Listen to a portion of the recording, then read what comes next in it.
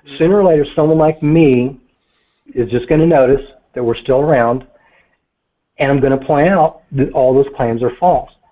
And that makes me a climate change denier. And so that's the problem that I have with. And I made a video on this, and I had friends disagree with me on Facebook, because Facebook is where I keep all my friends. Twitter is where everyone else is sort of the whole social media kind of thing. But that's kind of how I am too. Yeah, but they're like mad at me because I'm against science, and I know you're too smart to be against science. I was like, no, you don't get what I'm talking about. So I even made a video, had some comments about that. So all I'm saying is, I'm not saying don't protect the environment. I'm saying stop telling people the world is going to end. Mm-hmm. We're dealing with these climate change conferences every single year, and we're committing billions and billions of dollars to all this kind of thing. And I'm not sure that the juice is worth the squeeze. Well, when you consider that we've already survived an ice age, we're quite adaptable as humans, and the planet keeps going hotter and colder and hotter and colder over millions of years. It's bound to happen in our lifetime. What gets me is when people say, or politicians rather, say, if they say that there was climate change, right, okay, that's fair enough, but when they say there's climate change, so now you have to pay more money, then I'm kind of suspicious of that. I'm like, well, wait a minute, how come it's costing me money now, that's a bit funny. Sorry, Liberal, what were you going to say? No, what I was going to say is I've kind of had two things I want to address. One, everyone this year I've seen on my social media, like on my own Facebook, freaking out about, we're having warmer temperatures this winter, it's a mild winter, oh my god, it's global warming, we're all going to die. I'm like, guys, it's an El Nino year. Like, it happens like every 7 years or so. Like, it's a change in the death stream. It's I remember I watched a documentary. I watched a documentary back in 2012, and they showed how if we're not going to do something dramatic by 2015, then we're going to cross the point of no return, and the ice caps will melt and all that stuff. Yep, and now we're all dead. But I get in a similar argument about genetically modified foods, and GMOs are the cause of everything, and everything bad that happens, and the bees are dying, and oh god, which by the way, the bees are at a 20-year high right now. Yeah. But people don't understand that first off, everything we have is already genetically modified. Have you seen what a non-genetically modified banana or watermelon look like? They look pretty fucked up, and they're full of seeds, and they're gross. Everything we have is genetically modified. Almost everything. But without genetically modified food, we would not be able to feed the world at all. We would only be able to produce enough food for 25% of the human population. Because what they're doing is when they're modifying these foods, they're modifying them to grow in climates where they wouldn't usually grow, so more people can get these foods and survive. Well, there's a lot of spectrum in genetic engineering vegetables and stuff and food like that. There are some kind of hybrids that are, more durable in the winter or more tasty and stuff like that. But we've always done that kind of stuff. The selective breeding of crops. Yeah, there's some watermelons I think the Japanese developed that are like square, they're like cubic. The only reason so they can pack more to them. But that's not genetically modified. That's actually how they grow them. That's the way they grow them. They grow them around, like with things around them and everything. Oh, that's cool. But no, and I get it. Like, okay, let's not genetically modify every goddamn thing, And I get that there are concerns, but it's like people have this idea that anything that's genetically modified in any way at all is going to kill us all and give us cancer, and your dick's going to fly off. The same people who are anti-vaccination. No, I'm not. The guys who don't even eat dairy and stuff like that, and all Oh, only eat vegans. vegans. Yeah. Yeah, Raw I'm saying, vegans yeah. are the worst. But My food isn't even cooked. How do you know someone's a vegan? Don't worry, they'll fucking tell you. Oh yeah. Yeah, I saw one, you know, the guy who's like, it's this meme that's been going around, and it's this guy like, he looks like he's in a classroom or something, and he's like straining really hard, and there's like veins popping out of his neck and everything. I've seen that. Yeah, it says when you haven't told anyone you're vegan in the last 10 minutes.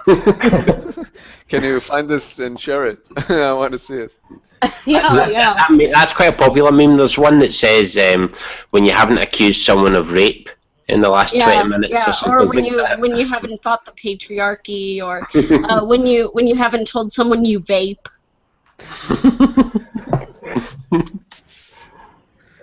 I'll send it to you, Scott. Okay. You can make your own. I want to say something. Before, I but do can't make remember. most of my own memes. I do that.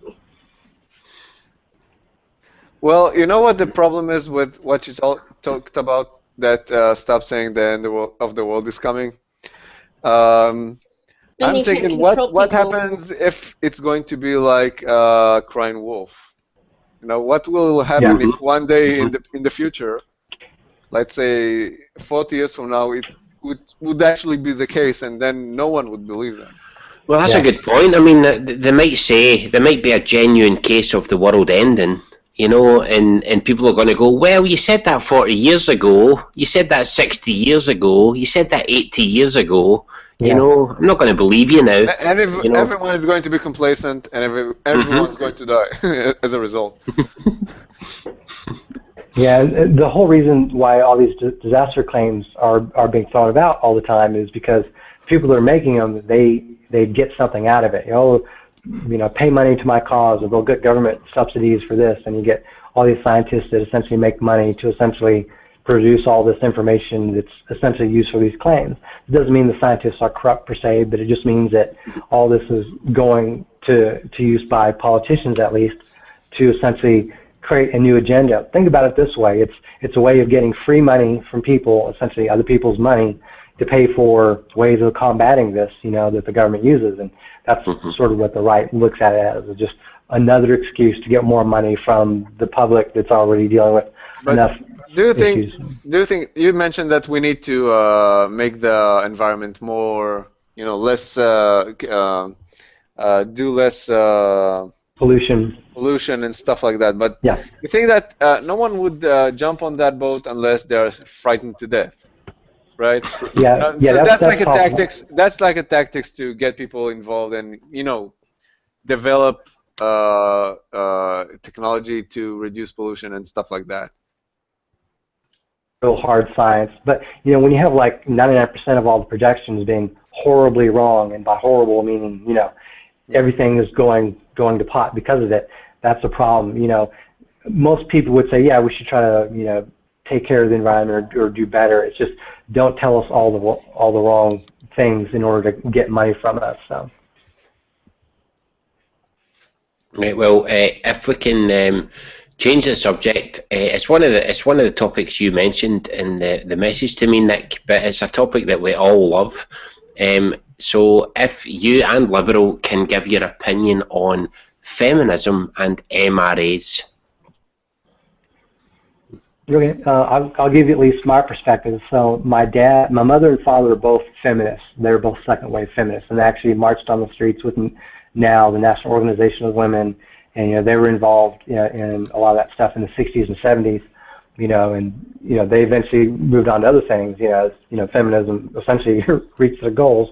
But you know, so I sort of grew up in a household that was very positive and, you know, pro-women. But the way we looked at it is we treat everyone equally, regardless of race, gender, etc. And my wife, she's a feminist as well, but she comes from more of that sort of equality-based feminism, where you just treat everyone equally. You just, it's no big deal. You treat everyone equally. So even though I don't consider myself a feminist, my wife does consider herself a feminist. We still roughly believe on the same thing, but we just don't necessarily use, like, the label isn't that important to us. So, you know, for me, I've always tended to look at feminism pretty positively, but I've known for the longest time that there's been a strain of radical feminists that are quite virulent. They look at men, you know, in a certain way. Many of them look at straight relationships a certain way. You know, they'll call, you know, straight people breeders or whatever. Now it's cisnormative or whatever the phrasing of today is.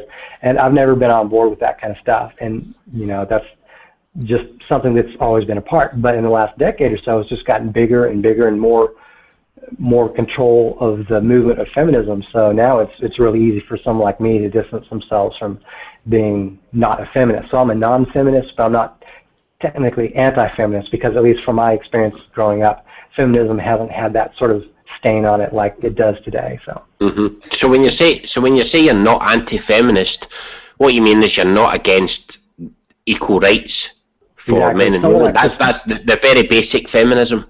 Yeah, someone that's like Christina Hoff Sommers, totally on board with. I'm a fan of hers, and I think that should be what feminism is. And I think a lot of the people get tricked into believing that is what feminism is now. Maybe because that's what it should be. Maybe that's what most people think it should be. But there's this radical feminists that are essentially changing the movement into intersectional feminism and all. So the thing is that it's not radical feminism. If you look at the basic theories of feminism and gender studies, even from the 70s when it started, then you see that something is terribly wrong in there. If you go deep into the details, delve into the details, because they're already talking about oppression and power structures and identity politics from that, and from that they build their entire theories like patriarchy and rape culture and all and whatnot.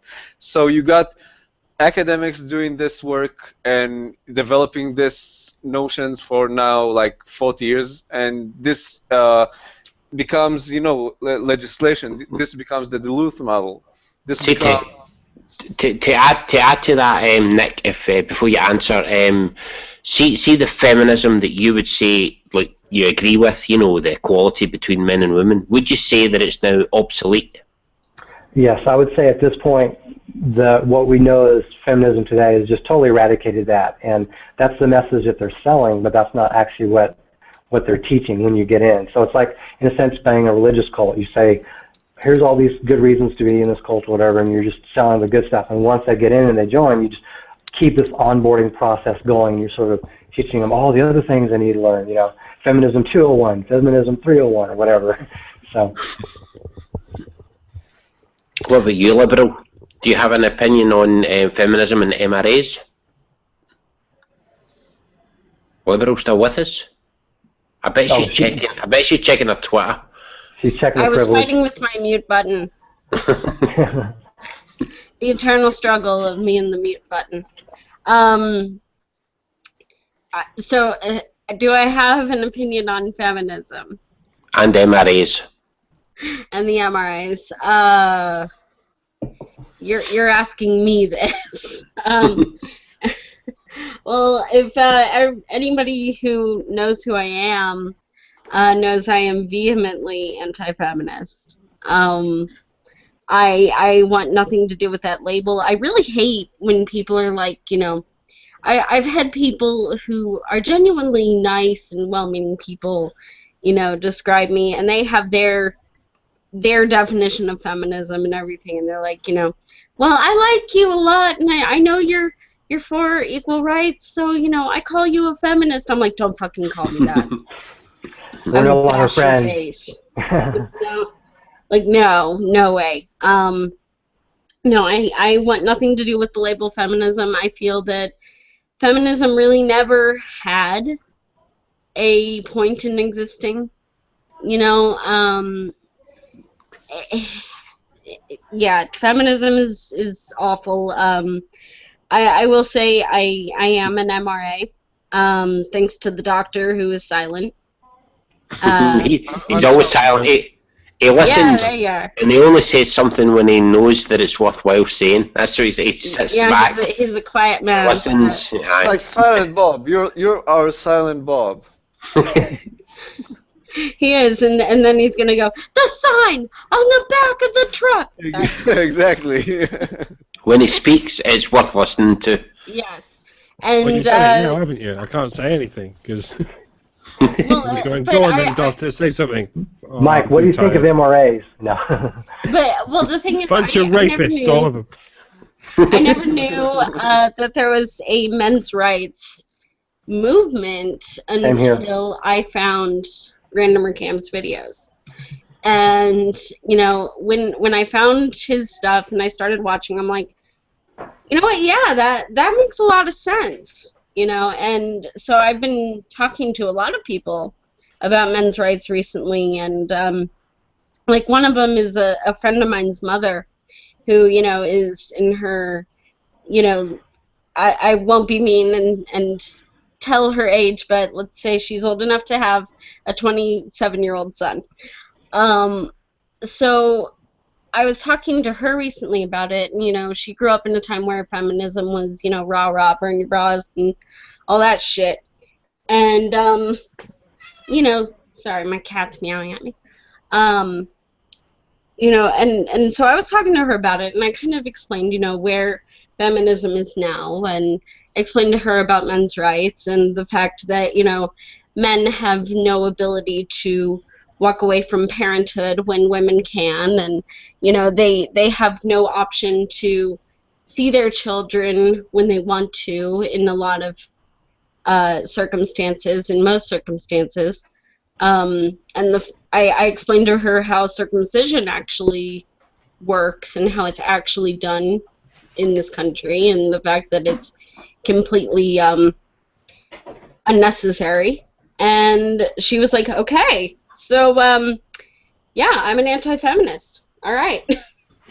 Yeah, for me, I found out about the MRAs really through Gamergate. Gamergate, I've always been very supportive of, simply That's because how I found Rantzerker Cam was.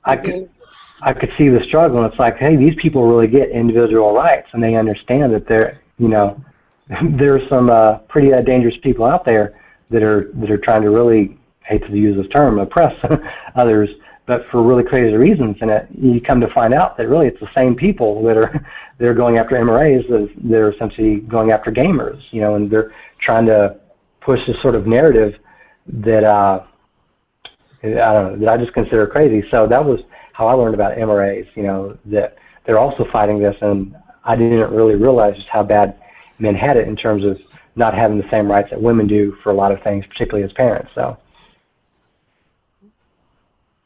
Yeah, but no. So I'm just very anti-feminist. I'm definitely for men's rights. I'm an egalitarian, and I have the good doctor to thank for most of that. Well, as we mentioned yesterday, I was on a hangout with Liberal Lunacy yesterday, and as I said then, that you will get a harder time for being an anti-feminist than I will, or any of us men will. Because you're a woman, you're expected to be a feminist. I get a harder time from the feminists, yeah. Mm-hmm. Mm-hmm. Black Republicans actually have that same issue as well in this country. They're looked at as Uncle Tom and all that kind of stuff. But for the I don't know, maybe 10% or less of blacks that consider themselves on the right, they look at it years and decades of leftism not actually helping African Americans or black people. They look at they've been red pilled in a sense, so they have to fight that issue. If you're black, you're expected to vote Democrat. If you're Latino, you're expected to vote Democrat, for example.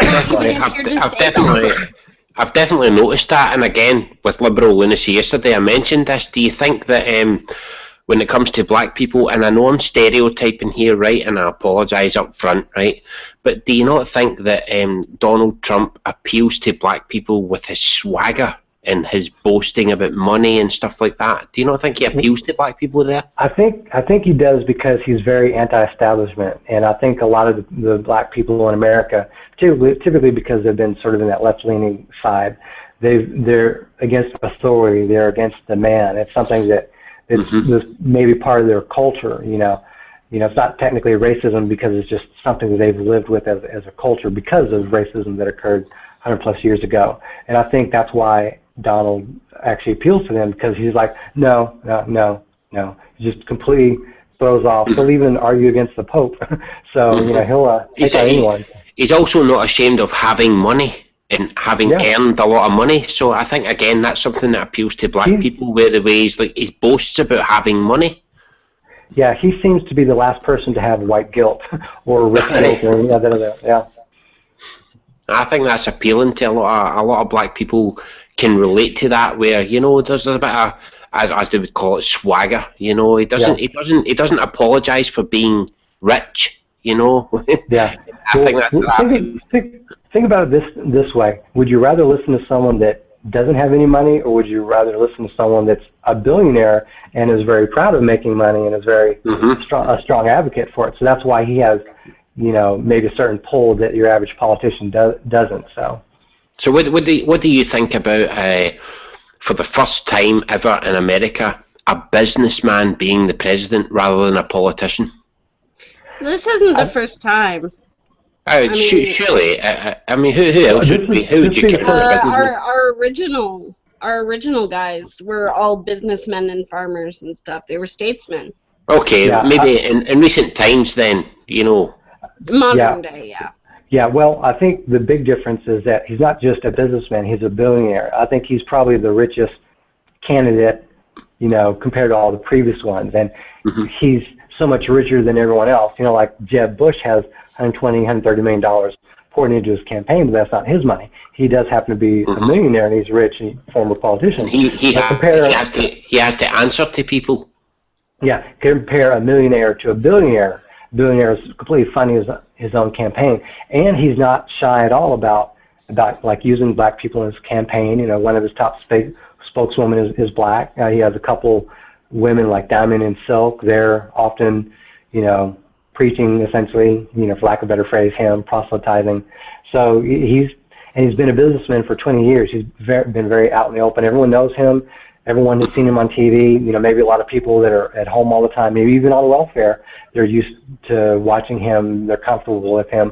And so, you know, you mentioned like someone like a Ted Cruz or a Marco Rubio or someone else like a John Kasich or whatever. Most people don't know who that is. Everyone knows who Donald Trump is. So that's a fame has a virtue. I hate Kasich. I fucking hate Kasich. Yeah, he's your typical. He's along the lines of, you know, Mitt Romney and John McCain, in that he's relatively centrist. He's my governor. He's my governor, and he's. Oh, I'm sorry. Oh yeah, please feel bad for me. But you know, he's so not bad. He's not one that many in the Republican Party or many conservatives would look at as being a strong. He's not part of the establishment.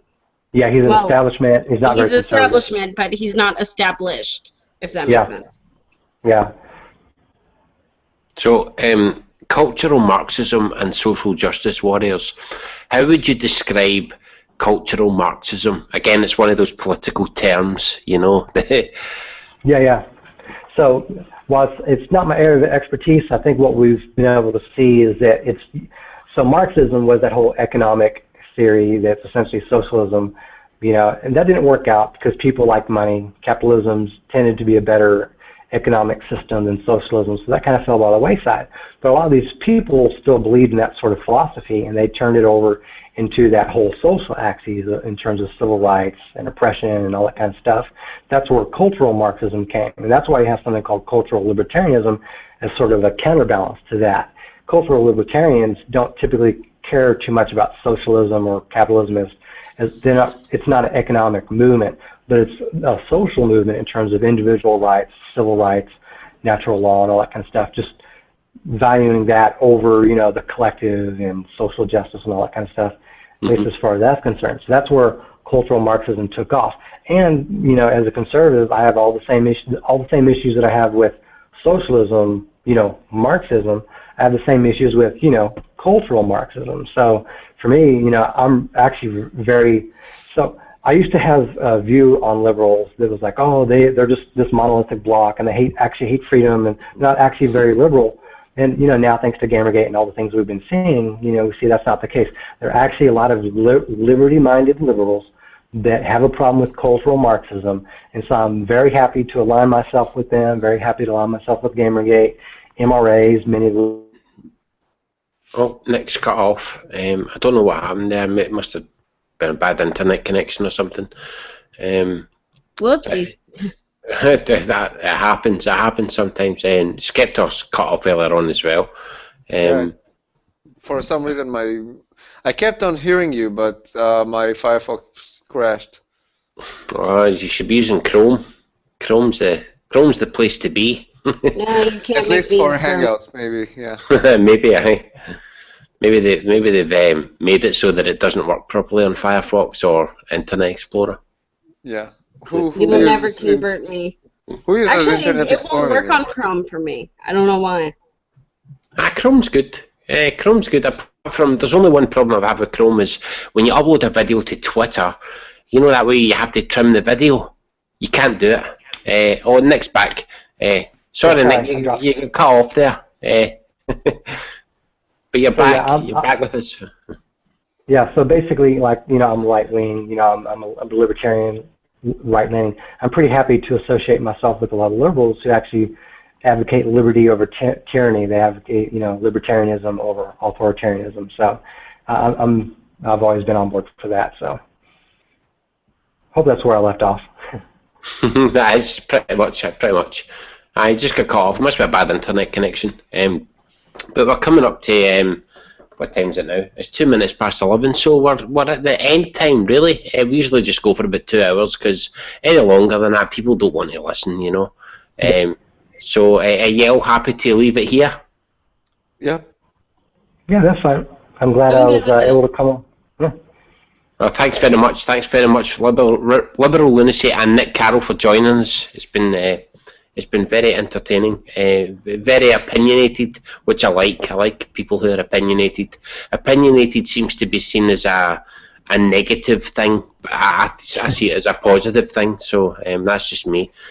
So we're going to go. We're going to go now, and I'm going to say bye-bye. Is everybody else going to say bye-bye? Bye-bye. Bye-bye. Care system, I might as well see what doctors think about it.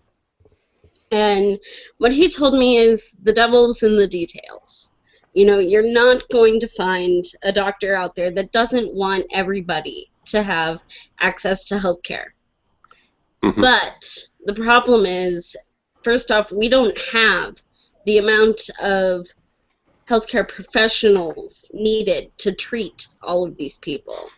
And we're letting people in at an alarming rate and expecting the state to take care of them as far as healthcare.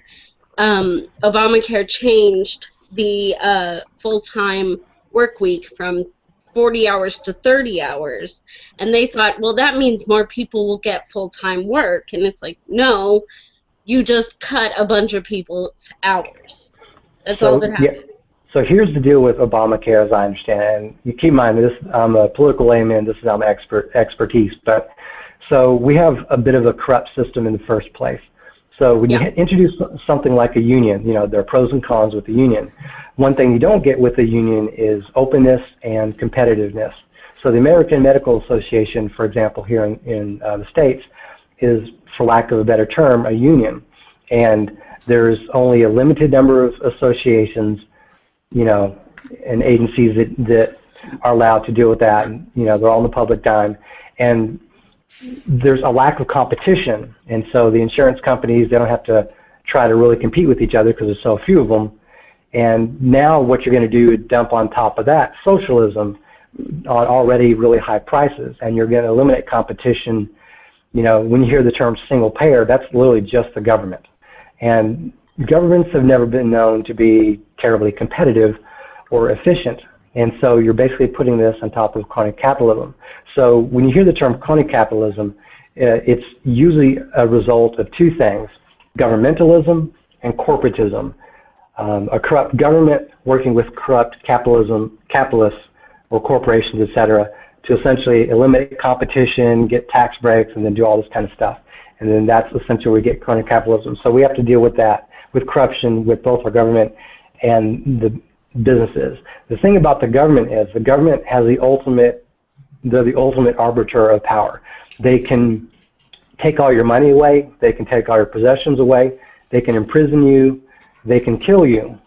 Businesses can't do that. So we look at government as a greater threat to business simply because they have the final say on anything you do in your life.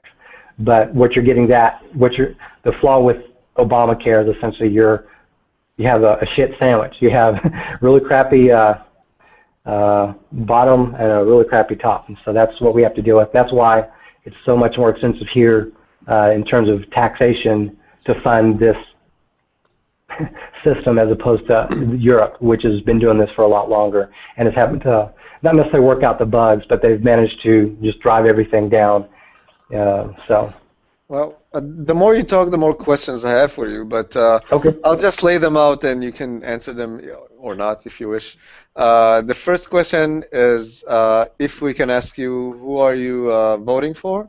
Second, I was going to ask that as well. Great. So he'll answer both of us. Second one is why do you think, what would happen if social medicine, I see that you have a problem with this whole idea of social medicine, even in a basic level, but what would happen if that would not be a federal thing, but a state thing, which every state could, decide, like, these are the companies, these are the rules, and this is how we're going to tax you, and then you can do it on a state level instead of a federal level. Third question is, why are you against, maybe in principle, against even basic social medicine? And the last one, the last one is actually pretty interesting. I see that there's a lot of, again, like you said, a backlash against Republicans lately, especially in the media, where you can see people in MTV calling Republicans rape Republicans and stuff like that, and you're getting, Republicans are. I don't think that used to be like that in the past, but Republicans is like saying that the meanest thing you can say to a person. Oh, you're a Republican. That's the worst thing that can happen. So, what is the backlash in the United States from people who live there? How do they view it? So these are those questions. Yeah, those are great questions. I'll start at the top since that was the easiest to get to. So for me, I was going to vote for Rand Paul, which is Ron Paul's son, but he unfortunately dropped out.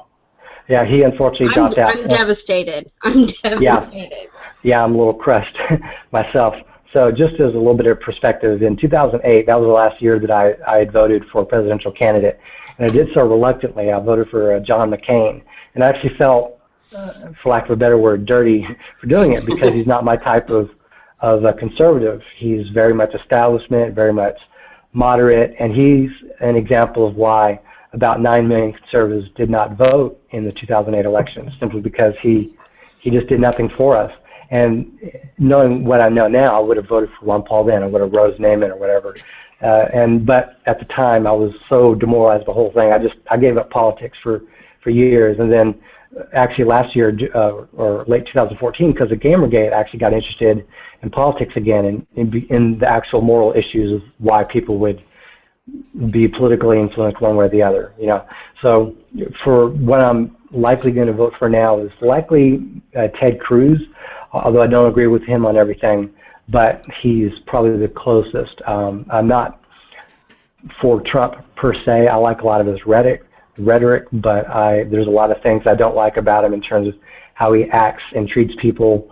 I'm not one of these people that gets offended easily, and I'm not labeling him like misogynist or any kind of BS like that. But I will just say that he's obviously playing a game, and it's obviously making him successful, but there's a downside to that game, and it's alienating a lot of people. So while I would support him, should he become the nomination, he's not remotely the type of conservative that I am or that I believe properly represents me. I believe that he's still, at the bottom line, to some extent, a crony capitalist. I believe he's finding conservatism. I believe he's actually finding libertarianism because he has some libertarians like Wayne Allen Root supporting him very, very vocally, and they're trying to work with him to better understand individual liberties. But for me, Ted Cruz, he's actually my age, but he's also, like I'm in Texas, he's from Texas as well. He more aligns with what I believe on most issues. Second would be Marco Rubio, but somewhat reluctantly because I believe he's sort of gotten sucked into the establishment to some extent, and has sort of tried working with him. Pretty much everyone else not really interested in. I would hope that this Republican field of 6 would eventually consolidate down to 3 or 2 to where it's a better election where people can get a better grasp on things. So as far as socialized medicine, so here's the reason why it's hard for a lot of people to grasp why someone like me is against socialized medicine and these kind of things. To some extent, it's wealth redistribution that's a problem, but that's only one part of the moral issue. The other part of the moral issue is all this infrastructure and all this extra stuff to take care of everyone else costs more money. And at a fundamental level, when you're taking money from me and giving it to someone else, or the alternative, the way government works is the government takes money from me and wastes it all and gets into debt. That's the moral issue. Every penny of money that belongs to the government is not actually their money. It's other people's money. That OPM you might have heard before, like Sarah Palin or whatever. It's not their money. And when they're taking more money from others involuntarily, that's a problem. So you can say maybe 2 or 3% of your income, that's less of a sting. The higher amount of money that gets taken from you, even if it's not actually you, if it's someone else, that's still something bad that's happening to someone else without their consent. They don't have a choice. If you don't pay your taxes, you go to jail, or they take your money, or they take some of your possessions, or any or all of the above. You can go to jail for years, and the more money you make, the more disproportionately they want to take from you. So that is a moral issue, and that's what we have. So even if theoretically, let's just get rid of the wealth redistribution aspect of the game, okay? Everyone just gets a 10% flat rate, except that poverty level. We'll make that an exception because we'll consider they're financially handicapped. You're still taking 10% when theoretically, if you weren't doing all these extra things, you would maybe only take 3% or 2%. That's the moral issue. If me and Goodfellow are hanging out at a pub or whatever, and I take 50% of his money, that's not good. If I take 10% of his money, that's better, but I'm still taking money from him without him wanting to. That is a moral issue. And so that's why we have an issue with socialism, even if there's no wealth redistribution. But it will boil down to a point where many people would not be able to even afford the most basic medical care. Exactly, and that's the balance between individual liberty, i.e. this is my money, it's not your money, it's no one else's money, it's my money, no one has the right to take it. That's an individual right to property, to wealth, to your own stuff, versus a collective good. And that's where American liberalism, or social liberalism of today, has generated from, because they just realize for their outlook that government needs to do more. It needs to provide safety nets in terms of economics, welfare. It creates the welfare state. Like education, there needs to be public education. Everyone needs to have the right to public education. There's socialized medicine. Everyone has the right to health care. And so, but all these things cost money. No one, if you're a doctor, you don't work for free. Not realistically. Most lawyers don't work for free, or they may work from case to case free, but option. And then there's like vouchers that you can spend either on public schools, or you can spend them on private education. So we try to find ways that are voluntary, because the whole thing about socialism is you can't just have almost no government and have socialism work. You have to have wealth redistribution. So you have, it's not like you can have like everyone with a 10% flat tax. You have to have the richer people pay more money and more money and more money. And as they get more rich, they have to pay more money, and then they have to deal with loopholes, and you deal with crony capitalism. There's 3 economic tax models. There's number 1, which is a subscription where everyone pays like the same blank rate. So let's say like any of us would buy a magazine, or we'd pay for a magazine subscription. It's the same for everyone. That's tax model number 1. Tax model number 2 is sort of a ratio where we're all paying, say, 10%. So if I make $10,000 a year, or someone else makes $100,000 a year, the ratio is identical. The proportion of taxes is paid the same. So that's a middle-of-the-road form of taxation. Number 3 is a progressive form of taxation. That's something that conservatives have been fighting for a long time, and that's you make $10,000 a year, so you pay absolutely nothing. You make $100,000 a year, so you have to pay X amount. You make $1 million a year, you have to pay an even greater proportion. I'm against that. The middle one I'm in favour of, but the third one there, I'm completely. I mean that just encourages people to hide the money that they have, and it doesn't really encourage people to get rich at the end of the day because it's like they're going to have to pay more money. What we conservatives believe is we are against class-based warfare, just like a lot of us, most of us, I would argue, are against racism and sexism and true discrimination based on variable X or variable Y or variable Z. Wealth and income are yet just another variable, and so for us, we don't believe it is correct or morally right to essentially tax someone more, take more money from person Y than person X, because person Y has something else that's different. We don't believe that that's fair to do. But are the Democrats, are they in favor of that? So the way, yes, and I don't want to sound like I'm impugning the Democrats, because a lot of people on the right and left like to impugn each other. We just have a different perspective, and I'm just trying to be respectful of that point of view. My next video is actually going to be on the whole socialism versus capitalism thing. But their whole point of view is we want to balance individual freedom with the collective good. That's social justice to us, which is done economically as well as socially in terms of the laws that they want passed. And so they are for this taxing the wealthy, taxing that 1%, taxing the 1/10 of 1% or whatever, taxing the top 10% higher than everything else. So a progressive tax structure is very popular on the left, on the economically left in America for Democrats of all kinds. And what we on the right believe, is just everyone pays the same amount. You can understand the idea of, well, there's an absolute poverty limit. Someone that's absolutely broke obviously can't pay 10% of their wages. So maybe you put like a poverty line for person X and they don't pay anything. But above that, if you're not financially handicapped, you pay taxes fairly like everyone else does. And same thing with businesses. All businesses would pay 10 or 16% or 25%. There's different tax rates out there, but everyone would just pay the same, and there's no loopholes. But a few questions I have for you.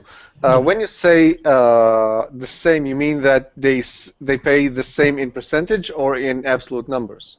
Percentage. Percentage. Yeah, so it's not the same. So they're not paying the same.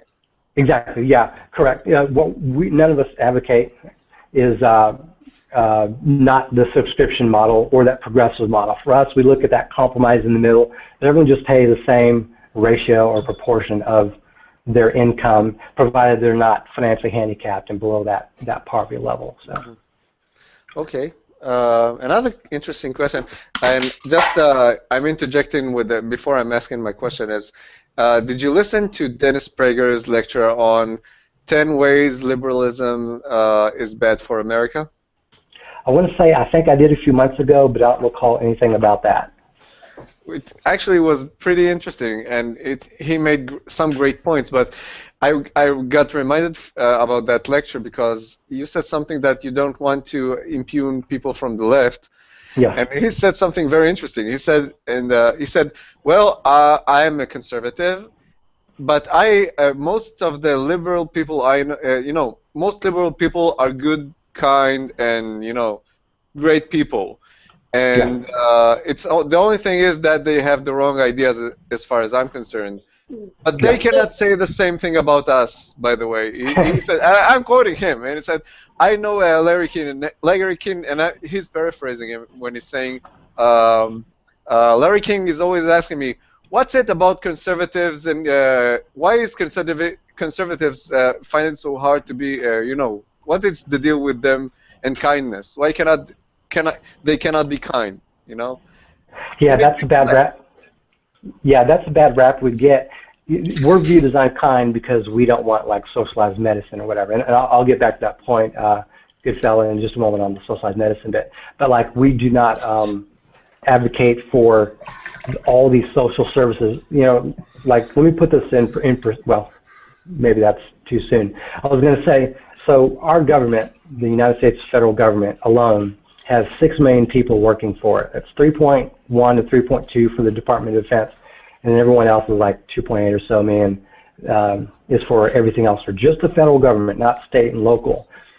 For that government, we have a $19 trillion debt, and it's guaranteed to be $21 trillion by either the end of this year or the next year. No business in the world could operate like that. Not only that, we have like an outstanding, I forget, like commitments basically for about another 100 trillion. The largest company in the world that isn't a government is Walmart, and they employ 2.7 million people as opposed to 6 million, and as far as I know, they're not even in debt. Why does the federal government, the United States federal government, have to be 19 trillion in the hole? No business could operate like that, yet somehow the federal government has to be immune. So we advocate financial fiscal responsibility. The government has dug itself into a hole over the last few decades, particularly in the last 2, and there's got to be a way out. And by having all these socialized services, there's like 300 plus 400 agencies alone in the federal government, U.S. federal government, not even in the state or local. So we just can't afford to do all this. There's just so many things we're committing to that we can't afford to. And so, all right, so we have this progressive tax. That's one way of trying to pay for all that. You know, and that's why they're for that. If you're trying to just do a proportionally fair, flat rate tax or whatever for everyone with no loopholes, you know, that's even less money that the government can get. So that's the big divide in this country. But we can't sell a flat tax because the media is very largely controlled by liberal, left-leaning, you know, socialism-friendly companies. Like for us, we have CNN, MSNBC, we have the 3 big networks, ABC, NBC, CBS, PBS, which is a state-funded or federally funded broadcasting network. They're also in the tank, essentially left-wing. The only right-wing television networks we have left are like Fox News and Fox Business.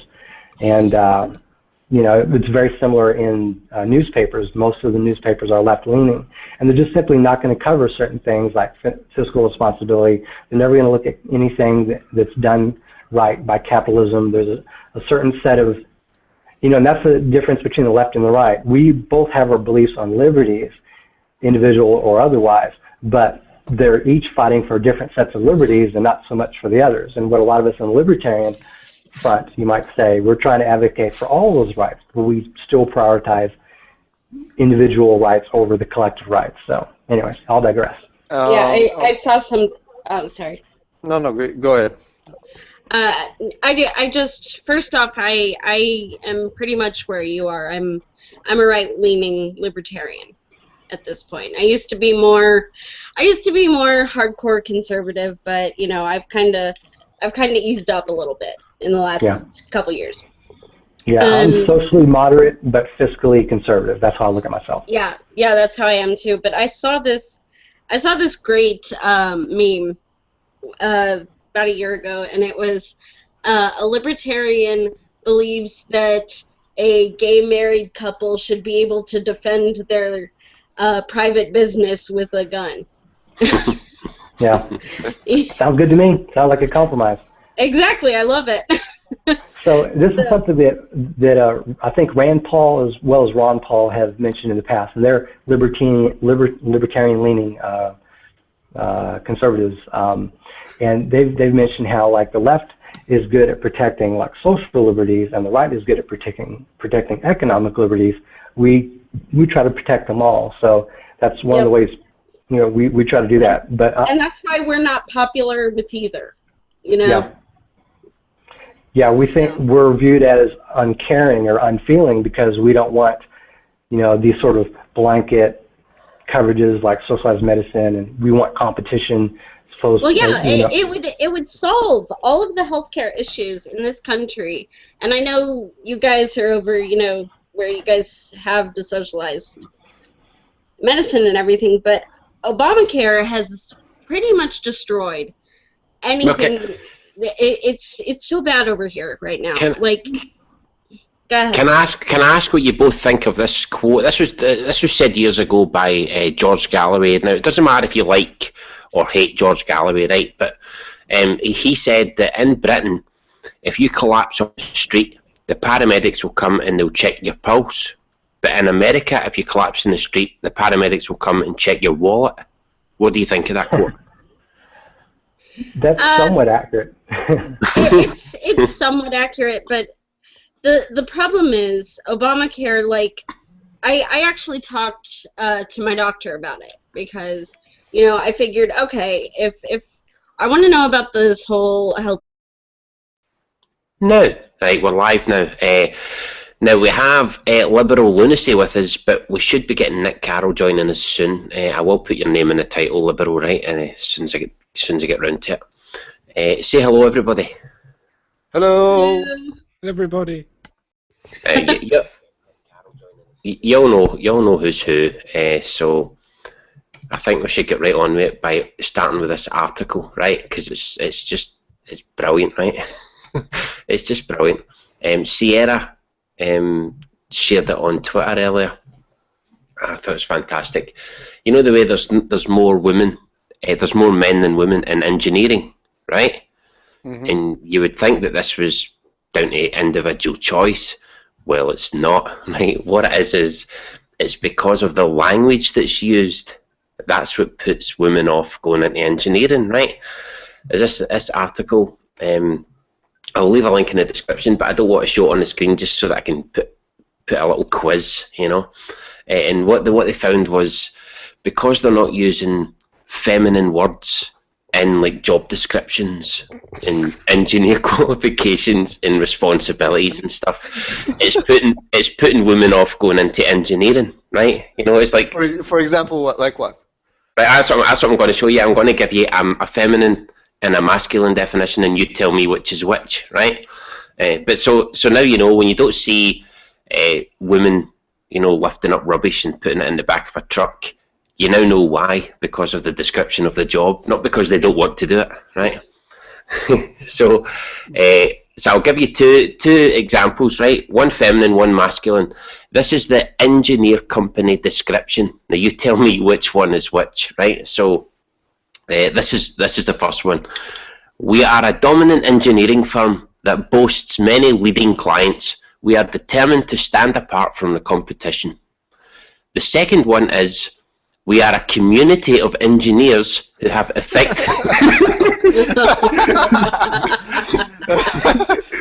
We are a community of engineers who have effective relationships with many satisfied clients. God. We are committed to understanding the engineer sector intimately. Now, which one of them was the masculine one? Number one. This is too easy. But I thought it would say the word. If you feel like being an engineer. Well, let me go through. Let me read the two qualification. That was the company description examples. Here are the engineer qualifications examples, right? I won't tell you which one is which. You just guess for yourself, right? So here's the first one. Proficient oral and written communication skills. Collaborates well in a team environment. Sensitive to clients' needs. Can develop warm client relationships. The second one is strong communication and influencing skills. Ability to perform individually in a competitive environment. Superior ability to satisfy customers and manage companies' association with them. Well, you know what? I can actually agree on one point here that some women, if they'll read the second one, it will intimidate them. All these big words. I can tell you that when I was a young engineer, and I remember that I was without any experience, and at the time all the companies looked for engineers with experience. They wrote strong, you know, a lot of experience, strong in this, strong in that, and I was, fuck me, I'm not going to qualify for any of these. So I can see how this would be intimidating to women. Women need to be more sugar coated, you know, like. But you can also understand why the company would say that would word it like that, though, because they want to be seen as the strong ones. Right, okay, let's. There's one. Women are more likely to respond to the whole, you know, building strong relationships. Exactly. It's a community. Now we know why there's more male engineers than female ones. But let's go. This is the last one, right? This is 2 examples for engineer responsibilities, right? The first one is direct project groups to manage project progress and ensure accurate task control. Determine compliance with clients' objectives. The second one is provide general support to project team in a manner complementary to the company. Help clients with construction activities. Well, the thing is that one thing she is correct, that would appeal to more women, the second one. However, can you imagine that a woman would go through 4 or 5 years of university, rigorous studying for 4 years, and when she got her degree, finally she got her Bachelor of Science degree, she would open, you know, the ads for, you know, hiring, and then she'll see the word strong and dominant and go, fuck it, I'm going to be a nurse. No one would do that, right? You know, that would not discourage women from, you know, going into becoming engineers eventually. I understand how women would prefer it to be, some women would prefer it to be more, you know, delicate in the way they put it. But that's not going to stop women from... Maybe people don't like facing uncomfortable truths about themselves. Because, I mean, the male descriptions all say things like superior and competitive. And, you know, maybe women read that and think, well, I don't think I'm superior to anyone. I'm not competitive. And ever, I'm the least superior person in the world. I'm not at all competitive. You know, and maybe men see descriptions like helpful and understanding and think, huh, that's not me. I'm helpful and understanding. I'm autistic. What are you talking about? Relationships? I cannot even maintain my relationship with my hamster. Yeah, and the irony of all this is women do tend to think they're superior, and men do tend to think they're understanding. You know, we just don't like these things about ourselves. The thing is that the job description is actually accurate. You need some people working in high tech, for example, engineers, to be, you know, more confident, competitive, dominant, and all that stuff. You don't need them to come to work and, you know, just sit around the, you know, in the coffee, coffee. You want them to have a bit of arrogance about themselves. A little bit, yeah. But I'm, you know, it's not like an office where you just go and chat and make relationships. It's you know, the high tech. Let's call it scene, okay? The high-tech scene is very extremely competitive. If you watch for example, the show called Silicon Valley, which is awesome, I recommend it. It's very funny, but it's also very accurate about a lot of stuff. High-tech, especially when you're talking about startup companies, it's very intense. You know, people are working hard. You need to meet the schedule. And you need to be innovative. You need to compete with companies like yours or bigger ones. You know, you need to break. Imagine if you're going against companies like Apple. If you're coming up with not like Apple, but companies that are well, you know, very well. Lost the word. Come on, help me, guys. Well developed. Well developed, yeah, exactly. Well developed, and you are now. I worked for a company that went against companies like Cisco, and you know, you're going against companies like Cisco, and you're a small company from Israel, you know, just 100 men and a few women, but and then you get, you know, you compete with them and you win. So you need to come up with awesome stuff, and you need to be competitive, and you need to be innovative. So you need this kind of mindset. And I remember when I did the video, I did a video called "Why Women Leave Tech."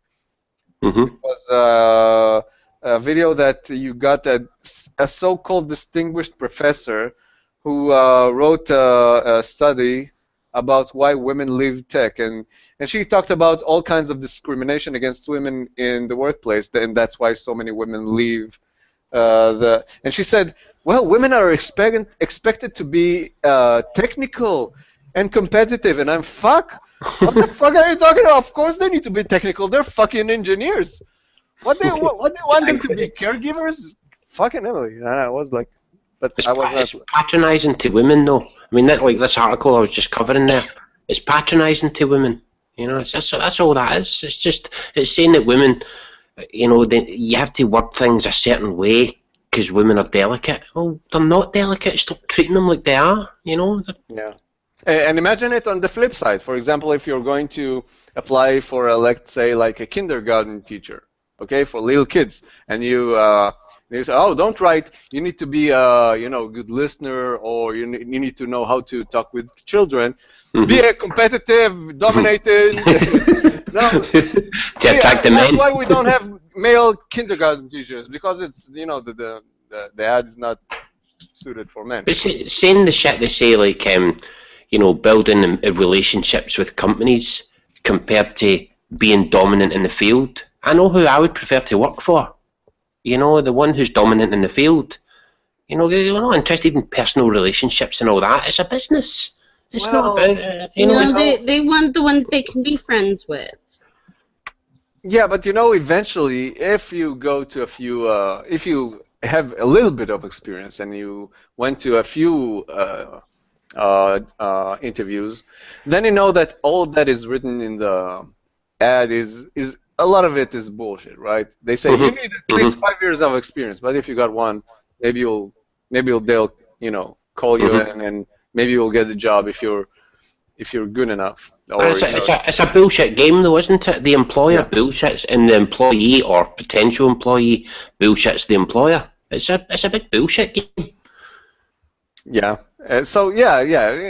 People need to know this. People need to know that if they write a lot of big words in the ad, it doesn't mean shit. As you want. But libertarians, the way I look at it, if you're a libertarian, you believe there should be some form of government, however limited it may be. But the instant you go outside of that box, outside of that paradigm, and there's absolutely no government whatsoever, then you're into anarchism or anarchy. Yes. So that's how I differentiate between libertarianism and anarchy. And you have some people that'll say, well, I'm a libertarian fundamentalist, and they want little to no government. But I think as soon as you get outside of that paradigm of government, you're now into anarchy. So if you're a libertarian, the way I look at it is you do believe there's a government, there is a purpose for it, however limited. So. In which case you can't be an anarchist and a capitalist at the same time, but lots of people are anarcho-capitalists. Oh, those guys. Yeah, and that gets confusing. Around the outside, right, where it's neither in nor out. Yeah, and that gets a little confusing, and I haven't fully got a grasp on that. But when you're either an anarcho-communist or an anarcho-capitalist, your view on money and what it means is probably a little bit different. But since I'm a libertarian, I don't have to deal with that sort of conundrum, or at least I don't think I do. But me, I'm sort of a libertarian, and I'm sort of a capitalist. And the way I look at it personally is that puts me in the conservative camp within the United States, at least how we view it. The whole term classical liberalism is what we look at in conservatism as that's sort of the baseline for us as far as what we believe in. So for me, it's sort of weird to see someone like Dave Rubin, who I completely respect. He'll say he's falling along the lines of a classical liberal. But the way I look at it, that's sort of conservative because you're actually for capitalism. Democrats in this country used to believe in capitalism, and now they kind of look at that as the bad guy, and socialism is the way out. So for the last 100 years or so, they've sort of had this very high outlook as far as socialism is concerned. But for me, I look at socialism as the absence of economic freedom. All capitalism is economic freedom. It's just free trade. It's the market. I have money. I'm willing to voluntarily give it to you for something else that maybe you've made or something. That's voluntary. There's no slavery involved there. Socialism is sort of the other end of the extreme where it's a completely controlled market. It's not free whatsoever, and there's a lot of downsides that come with that, such as wealth redistribution. But as far as classical liberalism, the way, all right, so we all realize that over time, perspectives and views change. So 100 years ago, liberalism probably means a little bit different than what liberalism means today. What we conservatives try to do is we try to preserve that sense of liberalism, that individual liberty that came out of the Enlightenment, like 300 years ago or so. And so our country was sort of founded on this belief that you have natural law where at least at the time, most of them were Christians, so they believed that rights came from like a creator, or maybe this came from nature or whatever. And so you have these rights. So someone can't take these rights away from you, for any reason. They can make laws against them, but that doesn't mean that those laws are valid. So we have tried, so that was liberalism 200-300 years ago, these rights.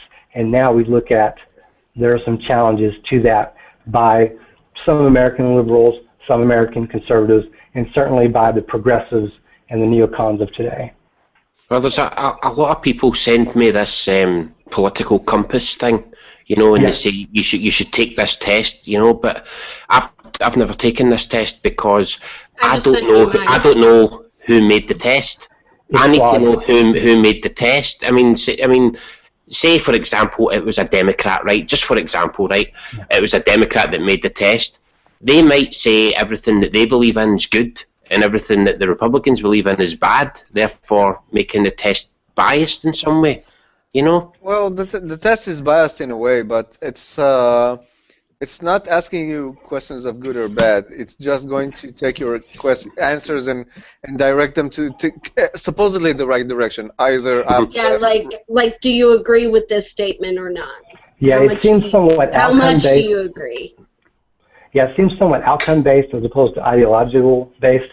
Like, I don't remember any of the questions at the moment, but I remember when I took it, all right, so I took it many, many years ago, like 2001 or 2002 when it first came out, and I tended to score in that libertarian, right-leaning side. But I remember 2-3 months ago, on a whim took it. I was watching, I think it was Rantzerker. He on a whim took it, so I was like, I'm about to go to bed. I'm like, screw it, I'll go ahead and do it. I ended up making like an hour-long video of me just sort of rambling and going through it.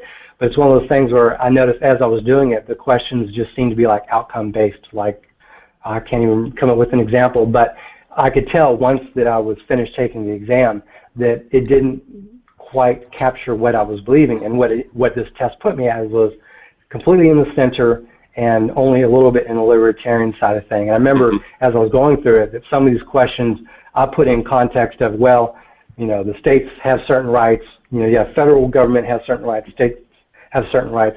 I would prefer this kind of thing to be handled at the state level. So yes, I can agree to this, but I can tell that the way it was framed, that question was presupposing the idea that the federal government is doing it. So it's not an accurate test. It's somewhat correct, but it's not terribly accurate. So, are you, Shannon, and any other Americans listening, do you guys know that America is more obsessed with political labels than anywhere else in the country, in the world? Sorry, anywhere else. I'm not surprised. I'm sure of that. Yeah. There's times where I've been online, and I'll get into some conversation, and somebody will say, "Oh, those on the left or those on the right," and I'm kind of like, what does that even mean? Like years ago, I was like, well, what does that even mean? What do you mean left and right? We don't talk like that here. But I know what it means now, but I didn't back then. Yeah, at this point, I think the left and the right, ultimately, because most of us are now sort of looking at that paradigm of liberty versus authority and socialism versus capitalism, we tend to associate left and right now at this point purely with economics in terms of socialism versus capitalism. But historically, at least in this country, there has been different views on liberty, individual liberty versus, say, collective liberty, and different. There's socially liberal and there's socially conservative and there's socially moderate, and so that's sort of been looked at as a left to right thing as well. But the whole idea of liberty as a political concept has only been around for about 300 years. There's a video, I'll have to link it to you guys at some point, where someone basically researched how the word liberty originated in like the mid to late 1700s as a political term. In other words, you would say, I'm a liberal, X. And so people in Scotland first used the term, and then we really took off with it in America. And the whole American Revolution and the creation of the United States of America as it has become came from these politically liberal concepts of the day. The problem is liberalism has sort of morphed into a different political meaning as time has progressed. So liberalism used to be a focus on individual liberty above, say, collective liberty. And that's why I created a video about 3 weeks ago on social liberalism versus, classical liberalism. And the liberals of today are what I call, or what has been called by others as social liberals. Not in the context of socially liberal versus socially conservative, but as a societal kind of definition, which includes economics as well as laws. And the whole term social justice isn't just that social axes, it's also economic. Social justice has also meant wealth redistribution and financial, like helping the others, but it's tend to mean like charity, like I voluntarily give money, but it's also come to mean government subsidizing, health services. So anyways, back to my point, classical liberalism has meant, or liberalism in the past, which is what we now call classical liberalism, has focused on that individual liberty, which is why Sargon touts it so much, because he believes very strongly in individual liberty. But today, you have American liberals or social liberals, and this is common in Europe as well, where they're trying to balance that individual liberty with that collective good or the collective well-being, and that's social justice of today. So I look at personally incorrect as, for me, it's kind of a challenge for someone to be very focused on social, on that axis of, how to explain this? It's hard to be very focused on collective individualism yet be for socialism, because you're essentially sacrificing individual freedom and liberty that capitalism provides in order to distribute wealth. It's not race. You're not against racism and sexism, but you're for classism. That 1% you're against, and so you're treating the 1% of humanity under this context of money. So differently. So what would your opinion be on the NHS in Britain? Do you know about the NHS, the National Health Service? Yeah, I believe that's essentially part of the whole socialized medicine thing, right? Am I getting that correct? We pay taxes, and that goes towards the NHS. So if I fall and break my leg or something like that, I'll be taken care of. I don't need to worry about health insurance and all that stuff, unless I want to have private. I can go private if I want, which is more expensive, but I'm taken care of by the state will look after me. Right. So it sounds like there's a baseline of protection that you get with the NHS, and then, but if you want to pay for something else, that is how I understand it. It is in Canada as well. They have essentially hospitals and super hospitals are where you can have private care. You pay extra money, or you have private insurance. And for us in America, we just call those hospitals, but we don't have that safety net as far as just socialized medicine and socialized healthcare and stuff like that. Although we do have public education, up to grade 12 here, in the States. So the way I look at it personally is, I'm not an anarchist. I do believe in government, that there's a purpose for government. But for me, what we try to do is give people the choice, their choice, and through competition of finding, insurance and stuff like that, rather than having socialized medicine. So for us on the right, we have been against socialized medicine, and we're not too keen on public schools only. And what we've tried to do is essentially combat that by giving private schools as an... Well, I mean, if a woman isn't an engineer or working in road maintenance, I just presume she doesn't want to do that. I don't think, it must have been because of the way the job description was worded. It's just that makes women seem more pathetic, Of course not. I think she's on to a point that women are scared when they see such terms being used in the wanted section. But still, it will not. They would not say, fuck the 4 years I went through college.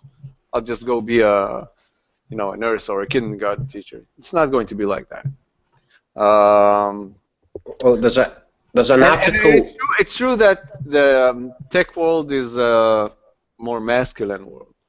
Oh God, definitely. just like construction, I suppose. It's just Yeah, but it's more masculine, isn't it? exactly. But if you're going through college and you know that, then you're probably not the most feminine girl out there. You know, the most of the women that I knew working in tech are more masculine or less feminine, you would say. Mm-hmm. So you know, they kind of fit the profile. Anyway. Well, talking about women, right, as we always do, there's an article from a website called Sh1tlords. This was shared with me on Twitter, and I thought it was quite interesting. It's about judging women's appearance. Now, how would you guys do it, right? Liberal, you can join in if you want, right? But how would you guys judge a woman? Do you do it like 1 to 10, or is there another kind of way you do it? On the beauty standards, I mean.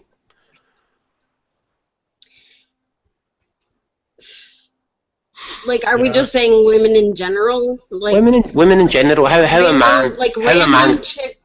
man judges a woman that he doesn't know on her appearance? How should he do it? Is it like a 1 to 10 scale, or is there some other method that you would use?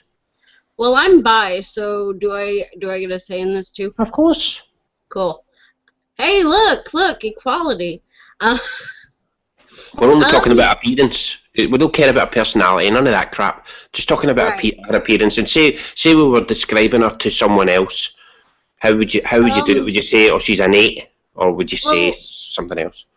That's the thing. Like, I don't look at women or men when I'm looking at them, you know, purely aesthetically, as you know, as a whole. You know, I'm like, oh, they have, you know, great eyes, or they have an amazing ass, or she's got some really nice tits, you know. I kind of break the person up into the best features, like, oh, she has beautiful hair, you know, that kind of stuff. So I don't really see it as, you know, well, on a scale of 1 to 10, she's about 4 or 5 or whatever. You know, I just break people up into their best and worst. I mean, you know, like, oh man, did you see her cankles, or, you know. Typical women. There's two scales. There's two basic scales I use. There's 0 to 9, because there's no such thing as 10. Which is basically the same as a 10-pinter to a 1-pinter, because there's no such thing as a 0-pinter. It's fair enough. That's a good one. That's a good test if you're describing them to somebody. So you would describe them basically by a number. Liberal, she would describe them, oh, she's got nice hair, or she's got really nice eyes, or whatever else. So you're just very specific. Them up into parts, yeah. Yes, you're very specific. Okay. It's just, well, I found this article, I thought was quite, it's an interesting take on it, right? It says all women start at 10, right? So every woman starts at 10, and then you take a point off for something every time there's something wrong. So, for example, body odour, right? If she's got BO, she loses a point. Chapped lips, chipped nail polish, dull eyes, I don't know what that means, facial hair, flat ass, high-rising terminal, a long jawline, would that be Jenna McDermott? Narrow or wide pupillary distance. Was that eyes? Is that what that means? Pupillary? They found the adjective for pupils. Well done, guys. Well done. Overweight, even slightly. Piercings, but then you might like piercings, so you wouldn't remove a point. You may be attracted to dull eyes. Exactly. I see piercings and tattoos as a plus. What's with chipped? Sometimes they are. Who the fuck gives a shit about chipped nail varnish? Well, yeah, I mean, I have to be honest, right? I mean, I wouldn't judge a woman on her chipped nail polish, but it is something that's very noticeable. To me, it's very noticeable when a woman's, you know, when you see her nails, it just gives, I don't know, it just makes me think she done her nails at the start of the week and just hasn't bothered her ass, you know, keeping them, maintaining them. But I do actually notice that. I don't do nail polish because it's not really men that'll judge it. that I found. It's other women. But women judge each other more than men do, though. Yeah, I mean, and I honestly can't be bothered to keep them nice, especially if I chip them or whatever. But see if you know they're chipped. See if you know they're chipped. Do you try to hide them a wee bit more? Do you find? I don't know. Or do you just not care? I just never do my nails. So. All right, well, that's different then, isn't it? But I mean, a lot of these things are you might actually like the thing that they're taking a point off for. Like one of them says dyed hair. I mean, right away, I would remove 10 points. I would remove 10 points if it was a rainbow colour. You know, like if it was one of those fucking candy floss colours that the feminists wear. 10 points removed right away. Poor hygiene, problematic glasses. Okay, poor hygiene is definitely one. Snaggly teeth, speaking in the vocal fry register. I don't know what that means. Sweaty hands. Again, that's sweaty hands is not something that can be helped, really, is it? Tattoos. A lot of guys like. In fact, there's a lot of websites dedicated to tattooed women, and thick caterpillar-like eyebrows. Again, they're not That's that very bad. very personal, subjective way to look at things. But if you think about it, if you want to give a counter argument, then what about all the women I asked about when they were too obsessed about their makeup and stuff, and I told them, that you're doing it all for men, right? And they'll go, no, we're doing it for ourselves. They're doing it for other women. They're doing it for other women. Yeah, so I'm saying, what happens if you're stranded on a lost island somewhere, okay, and you're by your own? Would you continue to brush your hair and wear makeup and do all that shit? And they'll go, yeah, of course I will, because it makes me feel good about myself. Nah, it's a load of crap. They don't dress like that in the house. You know, they don't wear their... Some of them do. Well, dude, I can tell you right now, I am wearing a pair of my husband's lounge pants, a giant T-shirt, and my hair is in a ponytail on the side of my head. But you're not on camera. Would you change that if you were on camera? Hello, Nick. Fuck yes. You saw me yesterday. Hey guys. Hey, I can hear you. Can you all hear Nick? Okay. Hello. Hey guys, can you hear me? Okay. Yeah. Yes. Yeah, hey, man. Okay, cool. We're just talking about how to judge women. And one of the good luck with that. One of the methods is starting them off at a 10 and then removing a point for everything you don't like. You know, like body odor or chipped nails or things like that. Do you think that's a good method, or do you prefer the 1 to 10 method? Well, at least there's an absolute limit at 0. But yeah, that sounds okay. And of course there's the reversed alcohol ratio index. That could modify it quite a bit. But no, inverse alcohol ratio, yeah. But like you were saying, good fella, yeah. I mean, if I was going to be on camera, of course I'd do up the makeup and look nice. Like you saw me yesterday. I went all the fuck out, Because you were on camera and you knew that more people could see you. Aye. So that's what I mean. Women do it when they know they're going to be seen. They don't do it for themselves. They do it for other people. I think that's pretty clear. I'm too lazy to do makeup for myself. Me too. Anyway, you look fabulous. I want to say a quick hello to Nick. Thanks for coming on, Nick. I love your channel. I've loved a lot of your videos so far, especially when you talk about gun rights and stuff. You know your stuff. You know what you're talking about. There's a few things, right, that you sent me on Twitter that you want to talk about. Socialism versus capitalism, liberalism, American liberalism, cultural liberalism. Now, see all these things, progressivism and neoconservatism. All of these labels really confuse me. Yeah. I find it hard to keep up with. I mean, like I was having a pop at libertarians last week, right? Because this guy was saying to me that paying taxes was the same as slavery, right? And I was like, well, that's clearly ridiculous, I mean, you might not like paying taxes, but it's not the same as slavery. You're not forced to work. You're not getting whipped. You're not in chains. Stop exaggerating. But he absolutely insisted that it was the same as slavery. So I then had a go at libertarians because he identified as a libertarian. And then the next thing you know, all these other libertarians then came at me and said, no, that's not a libertarian. And it just comes across as no true Scotsman, you know? Yeah, well, here's how I look at this. So, you know, there's that political compass chart, you know, whatever. You got the two axes. If you think about it, that's just a paradigm. It's a perspective, a point of view. So you're looking at up and down, that's authoritarian at the top, libertarianism at the bottom, and then you have left and right, the economic axis. So the social axis versus the economic axis. We pretty much consider left wing to be socialism and right wing to be capitalism. And this is this sort of, you know, and this paradigm is politics. Social plus economics equals politics. Now, the way I personally look at libertarianism as an American is if you're anywhere inside that box, you're accepting that there's a government structure. You're paying some sort of taxes in order for that government to exist. And that government can have as little authority or as much authority